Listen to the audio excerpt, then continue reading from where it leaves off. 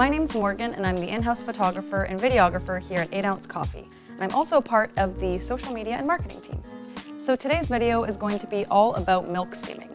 So we're going to be going over different types of milk and milk alternatives, the techniques used for each, and how to create that nice velvety texture that is going to be required to make any kind of latte art design, and it's going to be the kind of milk that you would expect from a cafe. Alright, so first let's talk about milk. Now, the milk you choose is going to play a huge role in the results you're going to end up with. And if you're first starting out, you want to choose a milk that's going to be a little bit more forgiving.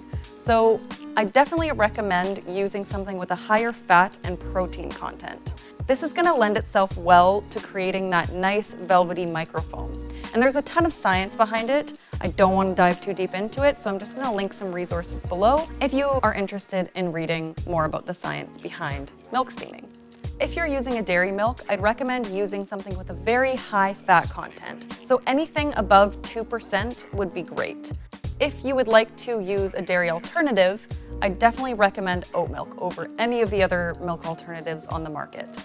Oat milk is also high in fat and protein, and it has a pretty neutral, balanced flavor. So it's not going to take away from the espresso in your drink. So we're going to talk a little bit about technique now. So first things first, you just want to make sure you're starting with very cold milk. So if you can start with refrigerated milk and even a refrigerated milk pitcher, then that's going to give you the best possible results. So the reason you want your milk to start cold is because during the steaming process, you want to be introducing air while those proteins are still nice and tightly bound. So the first half of your steaming, you're going to be introducing air. And you want to start with the tip of your wand submerged. Now, you want it to be at a bit of an angle and just off center.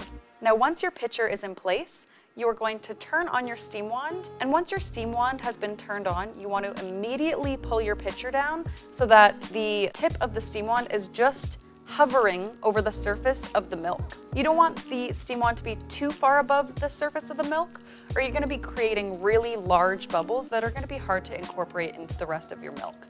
So just a little bit of the tip touching the surface of the milk, and you're going to keep it there in the same spot. You don't need to move your pitcher at all.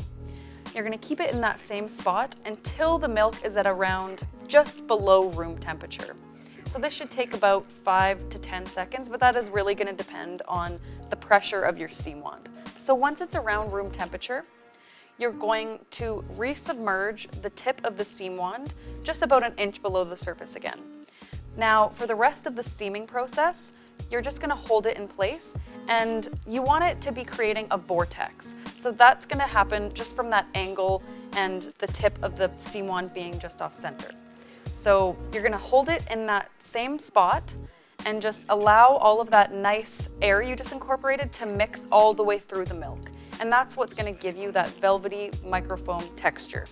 Now, once you're finished steaming, if you notice that there's any large surface bubbles, you can just go ahead and give those a quick tap. You don't want to tap it too much, or else that's going to separate your milk and your microfoam you just created. So just do a quick tap just to pop those surface bubbles and swirl your pitcher around.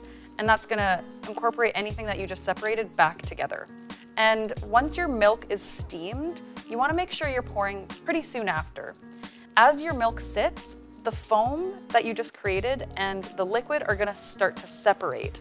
So it's going to be a little bit harder to pour if the foam's all just sitting on the top. So espresso shot first, steaming second, pouring straight away.